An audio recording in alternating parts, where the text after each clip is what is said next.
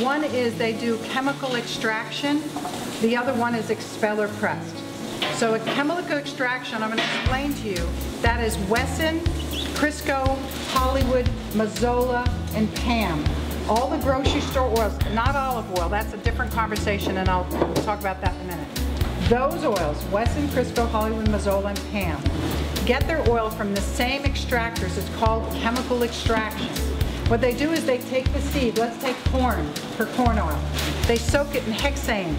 Hexane is a petroleum byproduct, and it's toxic. You can't eat it, but the hexane softens the bran on the corn. Corn has quite a lot. We're not talking about corn in the cob. This is the grain corn.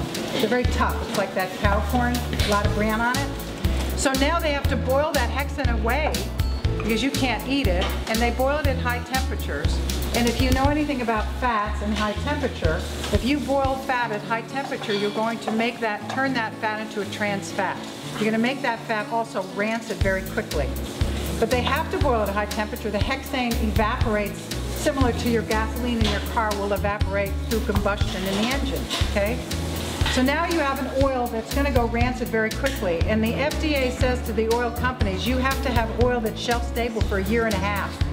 You know how long cookies have to be shelf stable, by the way? They all have. Everybody has, all the different food companies have their different, you know, code date, if you will. Cookies have to be shelf stable for 6 months. You could technically buy a cookie for 6 months, you know, later. That's why there's never butter in cookies anymore. You can't have butter on a cookie on the shelf the last 6 months. So anyway, back to the oil. They have to have it shelf stable for 1.5 years. But that oil is going to go rancid almost immediately. Now what they have to do is hydrogenate it.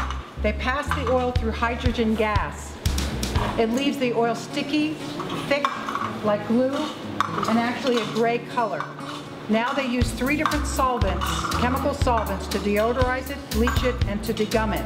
And only then do they bottle it as Wesson, Crisco, Mazola, and Hollywood oil.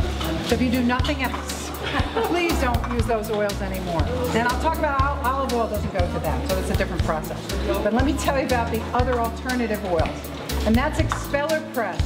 They'll take those corn seeds, let's say, it could be safflower, sunflower, walnut, whatever seeds it is. They take the seeds and they soak it in a saline solution, that's salty water. And it gets soft, and they simply drain it and press the corn. Well, you are not going to get the same yield out of that kind of technique than you did the chemical extraction, so these oils are more expensive. I'll pay $6 and $7 for bottles of oil this big. I'm sure I can get a half a gallon Wesson for $6. Let's do that later. Anyway, so with this here, that's why they're more expensive. Now they're not going to last you 1.5 years. They have 6 months shelf life, 3 to 6 months. So leave it in the refrigerator and it'll stay better longer. Yes.